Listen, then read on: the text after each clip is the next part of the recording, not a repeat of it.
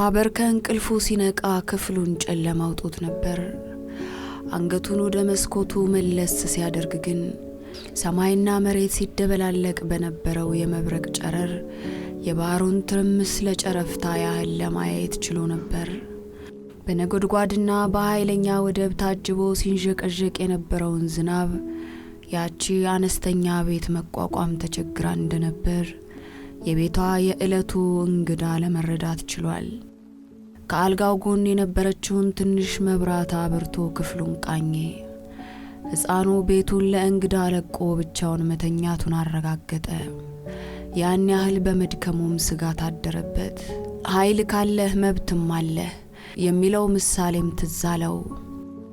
አዎ ምንጊዜም ኃይል አስፈላጊ መሆኑ ነው አለና ከራሱ ጋር ተጨዋወተ። የሁለቱንም ትርጉም በሚገባ የተረዳው ይመስላል። መፍራት ተገቢ ነው፣ ግን ፍርሃት ቢሰማውም በድፍረት ይለውጠዋል። ስለዚህ ያን ሁሉ ወንጀል ሰርቶ እስከዚያች ዕለት ድረስ ሳይታነቅ የቆየው ይህንንም አስታውሶ ነበር በዚያ ክፍል ውስጥ ብቻውን ፈገግ ያለው።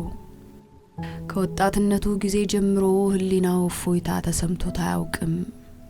ስጉና ተጠራጣሪ ነበር።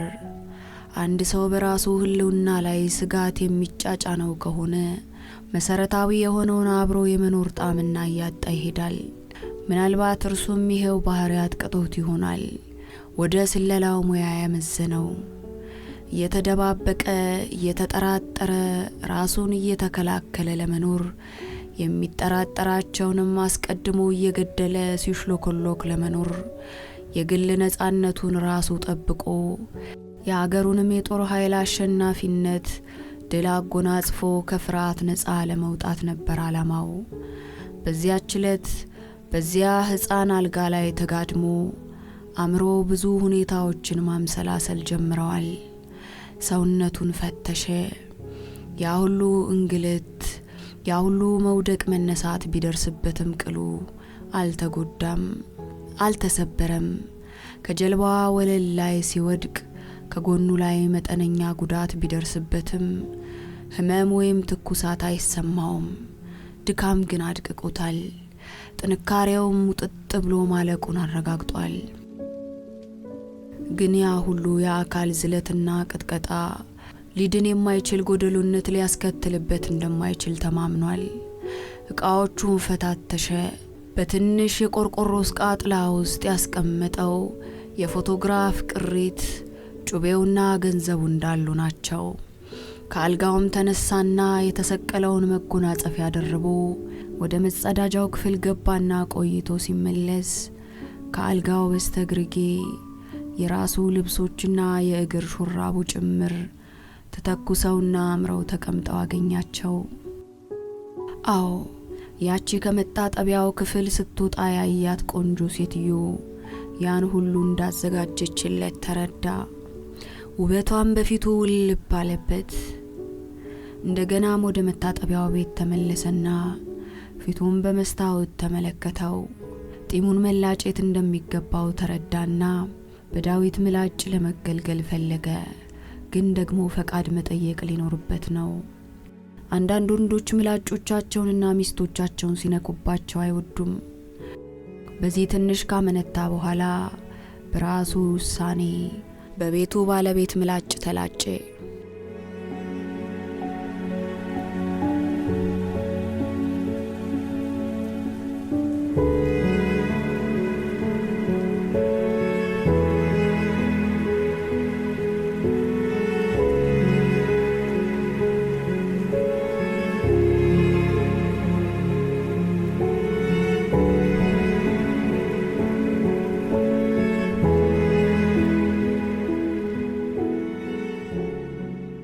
ልብሱንም ለባበሰ።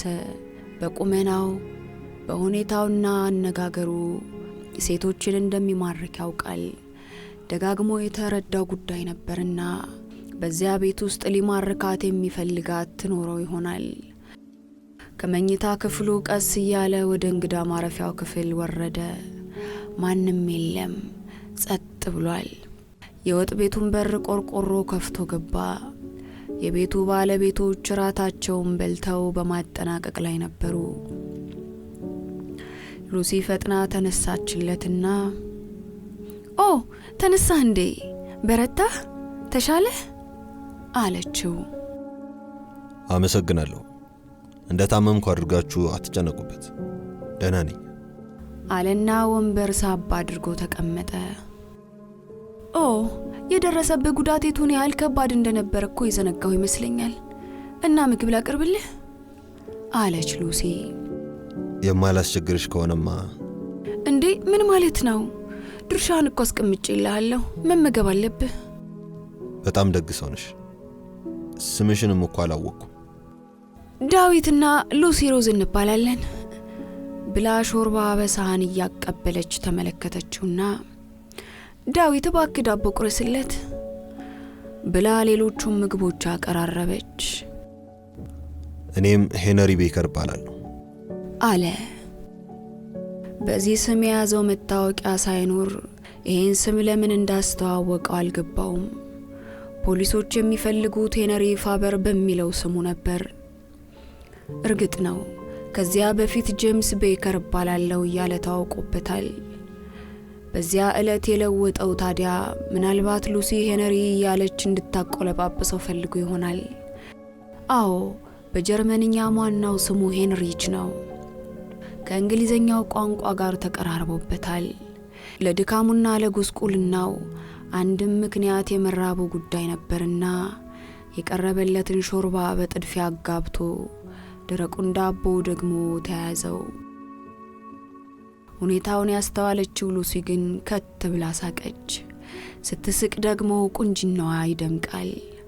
የጥርሶቿ ንጣት ውበት ያጎናጽፏታል። አይኖቿን በፍቅራዊ ስሜት ጭፍንፍን ይላሉ። ልጨምርልህ? አለችው እንግዳውን። የማላስቸግርሽ ከሆነ? አልቸገርም ብላ ጨመረችለትና ምግቡ እንደተስማማ ታስታውቃለህ። ደህናም ሳታርፍ አልቀረህም። ከድካምህ ለማገገምህ ገጽታም ያስታውቃል አለችው። ይህ አነጋገሯ ደግሞ ይበልጥ ሙቀት ሰጠው። ብርታት ተሰማውና እንደገና የቀዳችለትን ሾርባ በእርጋታ ማስገባቱን ቀጠለ። ለመሆኑስ ከዚህ ማዕበል እንዴት ተረፍክ? እስኪ ብላበት አታጨናንቀው ዳዊት አለችው ሉሲ። ግድ የለም አልጨቀጨቀኝም፣ እውነቱን እኮ ነው አለና ፋበር ሾርባውን ፉት ፉት ብሎ ቂልነቴ ነው ለዚህ ሁሉ ያደረሰኝ። አሳ አጠምዳለሁ ብዬ ወጥቼ ነው። ጦርነቱ ከተጀመረ ወዲህ እረፍት የሚሉ ነገር አላገኘሁም ነበር። ለመሆኑስ አንተስ አሳ አጥማጅ ነህ? ብሎ መልሶ ጠየቀው። በጋርቢ ነኝ አለ ዳዊት። በርካታ ሰራተኞች አሏችሁ? አንድ ቶም የሚባል ሽማግሌ ብቻ ነው። በደሴቱ ውስጥ በርካታ በጋርቢዎች ይኖሩ ይመስለኛል። ልክ ነኝ? በደሴቷ ጫፍና ጫፍ የምንኖረው እኛና ቶም ነን። በመካከላችንም የሚገኙ በጎች ናቸው። ሌላ ነዋሪ የለብንም አለው ዳዊት። ኦ ነው እንዴ? ግሩም ነው፣ ያስደንቃል ብሎ ፋበር አንገቱን ደፋ ቀና እያደረገ ነገሩን አጣጣመው። በሐሳቡም የደረሰበትን የአጋጣሚ ምቹነት እያስታወሰ ሳያስበው ፈገግ አለ። አንዲት ቆንጂዬ ሴት፣ አንድ እግረ ቆራጣ፣ አንድ ሕፃን፣ አንድ ሽማግሌ ከበጎች ጋር በአንድ ደሴት ተአምር ነው። የበላይነት ተሰማው። ምግቡንም አበቃ። ታዲያ ከዋናው ከተማ ጋር የምትገናኙት እንዴት ባለ ሁኔታ ነው? ብሎ ዘና አለና ጠየቀ። በየ15 ቀን የምትመጣ ጀልባ አለችን። የፊታችን ሰኞ መምጫዋ ነበር። ግን ይህን ከባድ ነፋስና ማዕበል ጥሳ ለመምጣት አትችልም። ሌላው መገናኛችን ደግሞ በቶም ቤት ውስጥ የሚገኘው ሬዲዮ ነው። ግን የምንገለገልበት አስቸኳይ ለሆነ ጉዳይ ብቻ ነው። ለምሳሌ አሁን አንተን ሰዎች የሚከታተሉ ከሆነ ወይም ደግሞ በጠና ከታመምክና ሕክምና የሚያስፈልግ ከሆነ በዚሁ ሬዲዮ መልእክት ማስተላለፍ ይችላል። ግን እንደ ዛሬው ማንኛውም ነገር ሰላም በሆነበት ወቅት አንጠቀምበትም። እንግዲህ አሁን አንተም ወደ መጣህበት ለመመለስ ብትፈልግ በዚህ ማዕበል አልፎ የሚመጣልህ ጀልባ ስለማይገኝ እዚሁ ትቆያለህ ማለት ነው። የሆነ ሆኖ ግን ጀልባዋ ትመጣለች አለና ዳዊት ትረካውን አጠናቀቀ። ነውና እርሱማ እርግጥ ነው እኮ አለ ፋበር የተሰማ ውስጣዊ ደስታ ፈንቅሎ እንዳይወጣበት እየታገለ። ከጀርመን የጦር መርከቦች ጋር በሬዲዮ ለመገናኘት የነበረው ችግር እየተቃለለ እንደሚሄድ ጭንቅላቱ ተንኮል ማፍለቅ ጀምሮለታል። በእንግዳ ማረፊያ ክፍል አንድ የሬዲዮ መሳሪያ ተቀምጦ አይቶት ነበር። ምክንያቱና ምስጢሩ ግን ግልጽ ሳይሆንለት ቆይቶ ነበር። በዚያ መሳሪያ ሽቦዎች ቀጥሎ ከጦር መርከቦች ጋር የሬዲዮ ግንኙነት ለማድረግ እንደሚቻል ያምሰለስል ነበር። ነገር ግን በቶም ቤት ውስጥ አለ የተባለው ሬዲዮ የተሻለ መገናኛ ሊሆንለት እንደሚችል ወዲያውኑ ተረዳው። ምክንያቱንም ለማወቅ ሲል ይኸው ቶም የሚባለው ሰውዬስ ሬዲዮን የሚገለገልበት ለምንድን ነው ብሎ ዳዊትን ጠየቀው። ምክንያቱማ ቶም የእንግሊዝ አየር ኃይል ተመልካች ቡድን አባል ስለሆነ ለዚያው ተግባሩ የሚገለገልበት በመሆኑ ነው። ለምሳሌ አበርዲንን ከተማ የጀርመን አየር ኃይል በ1940 ዓመተ ምህረት ላይ በቦምብ ደብድቧት ነበር። በዚያን ጊዜ የተላለፈ የማስጠንቀቂያ ምልክት ባለመኖሩ 50 የሚሆኑ ሰዎች ተጎድተዋል።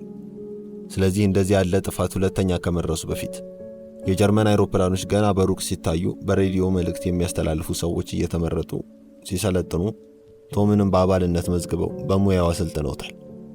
ገባህ? ሽማግሌው ደግሞ ከአይኖቹ ይልቅ ጆሮው አስተማማኝ ነው። ገባህ? አለ ዳዊት።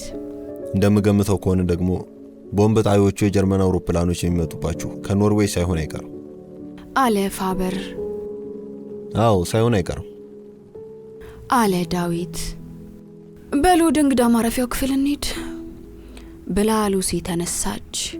ወንዶቹም ተነሱ። ፋበር በራሱ ጉልበት መተማመን ጀመረ።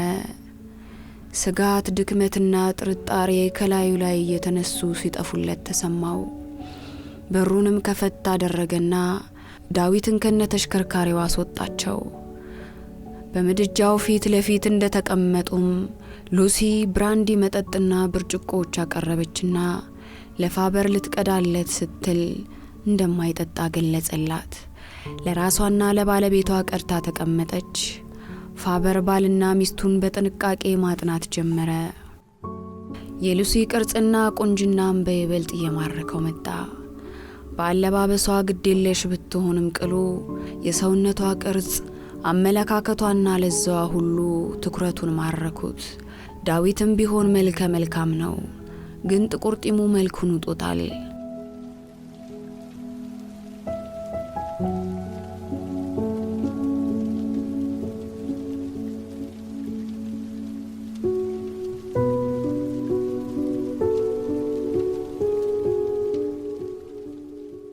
እግሮቹ ቢቆረጡም በተፈጥሮ ረጅም መሆኑ ፋበር ተገንዝቦታል።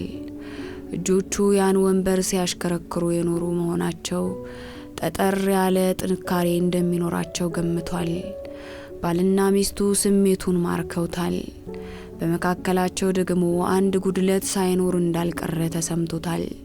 ፋበር ስለ ጋብቻ ጉዳይ የሚያውቀው ጠለቅ ያለ ችሎታ ባይኖረውም ቅሉ ስለ ስለላ ስልት ሲማር በነበረበት ጊዜ ሰዎችን በልዩ ልዩ መለስተኛ ጥያቄዎች የማስቀባጠር ዘዴ ቀምሷል።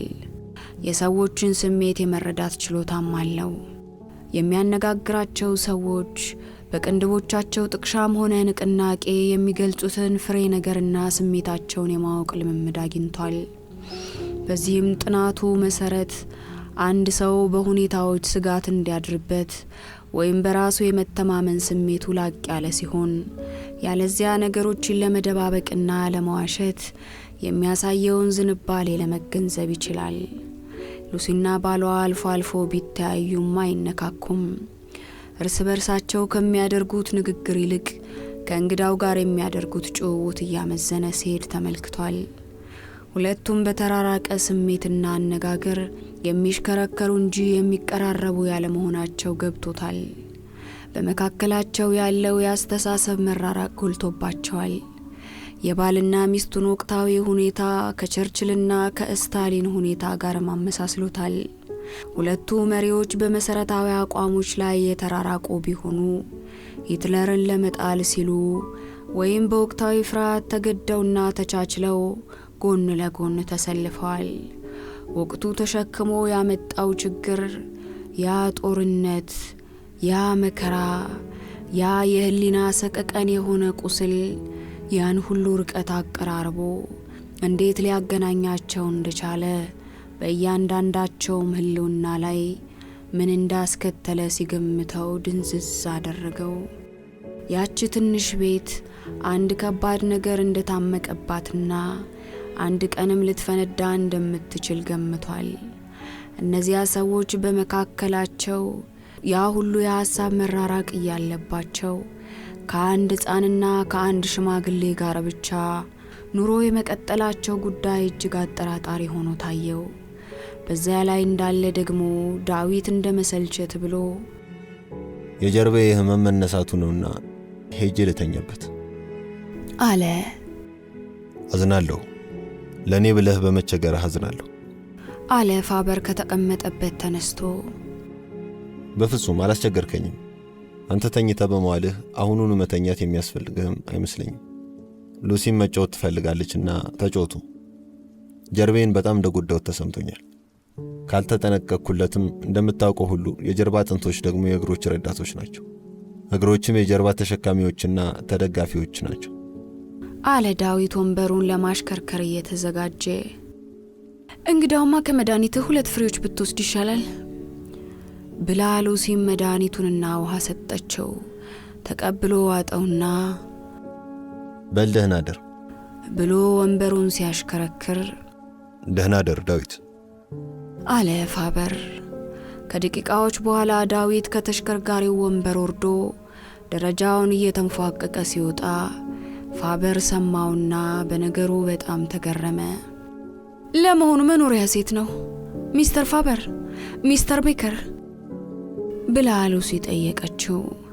ዳዊት ወደ መኝታ ክፍሉ እንደገባ ባክሽ ሉሲ ሄነሪ እያልሽ ጥሪኝ አላት ፋበር በአይኖቹ እየገረፈ ለስለስ ባለ አነጋገር ቀጠል አድርጎም። የምኖረውማ ለንደን ነው አላት። ኦ ነው? ለንደን ከሄድኩ ብዙ ዓመታት ሆኖኛል።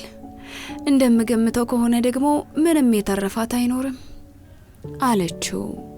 እርግጥ ነው ተለዋውጣለች፣ ግን እንደምትገምጪው አይደለም። ለመሆኑ ምን ያህል ጊዜ ሆኖሻል? ሉሲ ከመቀመጫዋ ተነስታ ከብራንዲው ለራሷ ቀዳችና በ1940 ዓመተ ምህረት ላይ ነበር ሄድኩት። እዚህ ደሴት ከመጣም በኋላ ወደ ከተማ የገባሁት ልጅን ለመውለድ ስል ነበር። በአሁኑ ጊዜ ደግሞ እንደ ልብ ወደሚፈልጉት ቦታ መዘዋወር አይቻልም። ይቻል ይመስልሃል? አለችው።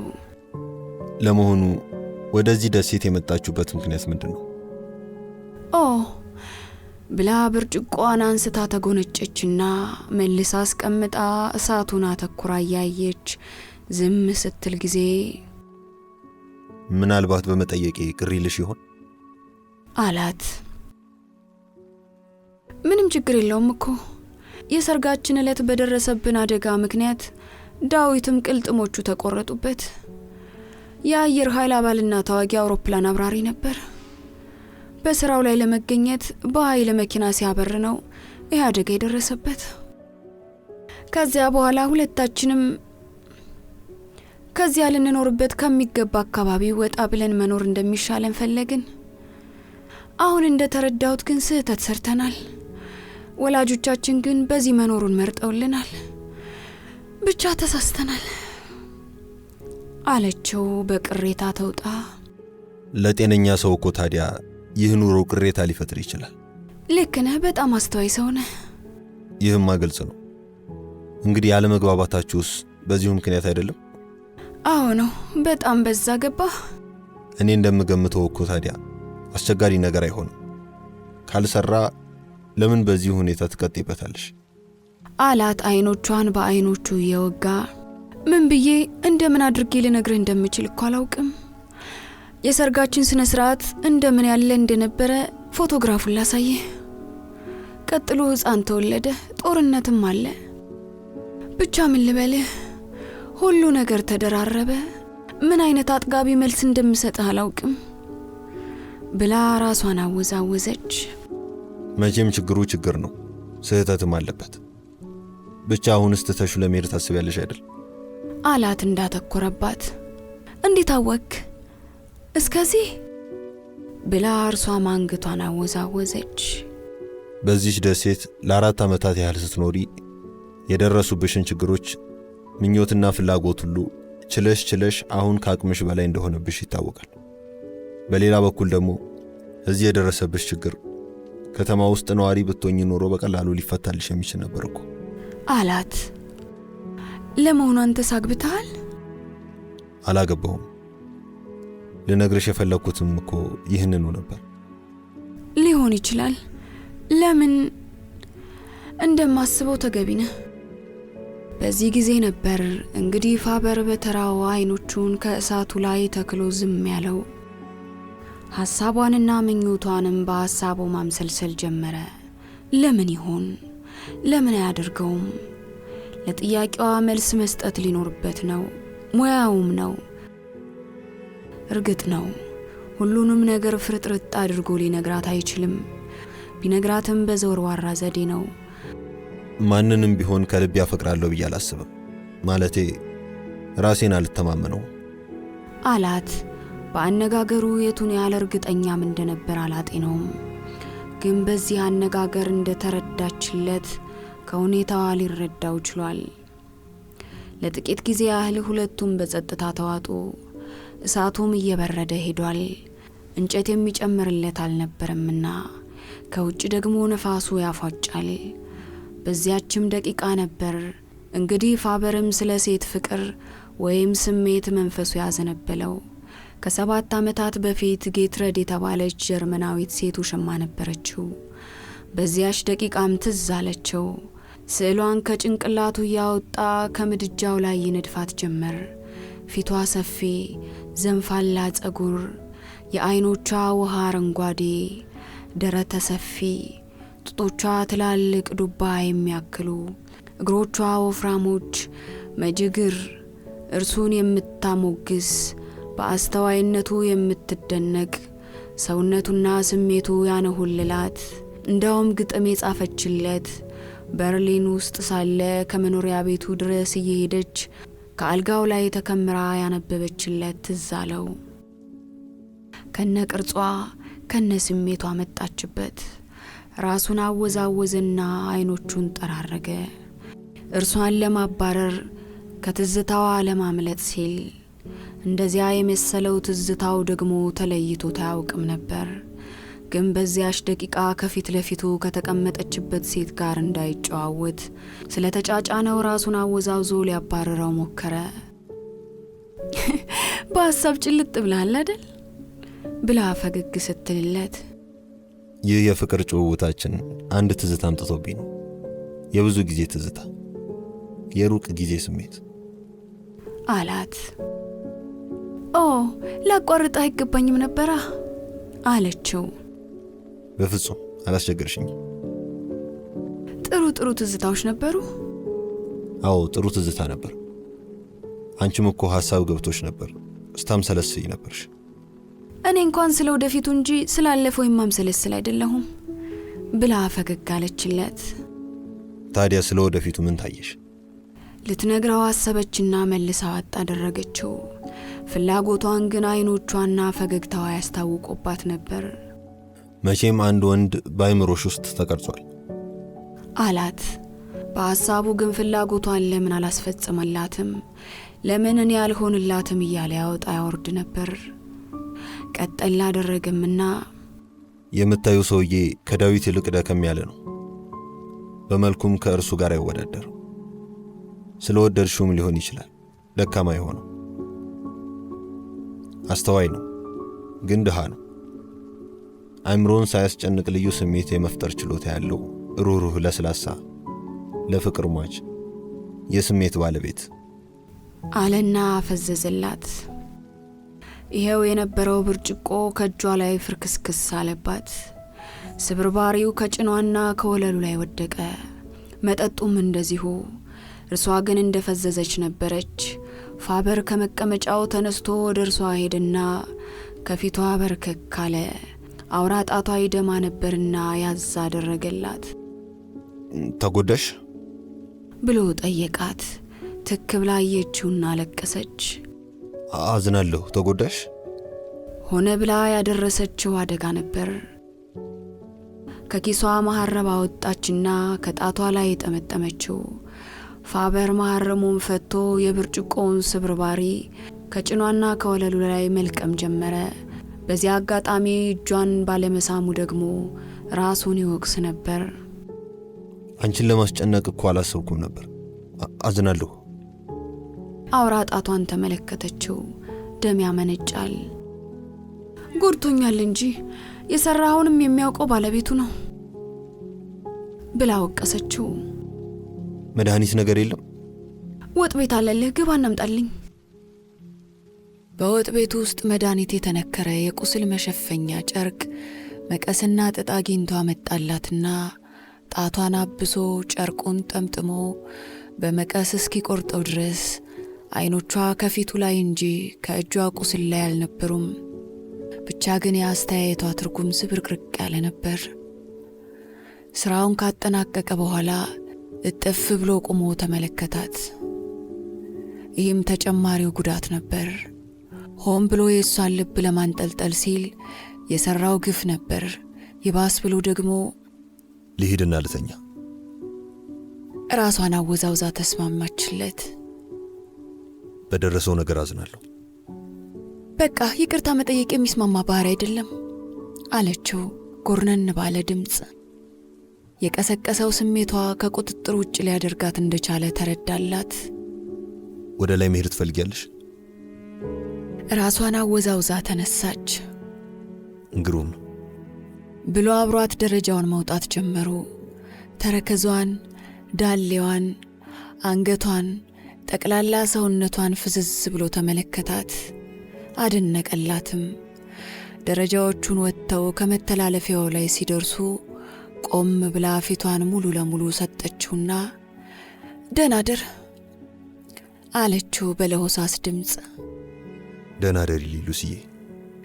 እንዲህ ሲላት ደግሞ እንደገና ፈዘዘች። መንቀሳቀስም አቃታት።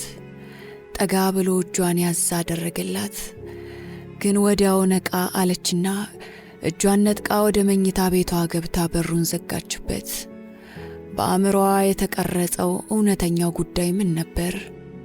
እሱስ ምን ያምሰለስል ኖሯል? የሁለቱ ሐሳብ ውሳኔ የት ላይ ያርፍ ይሆን?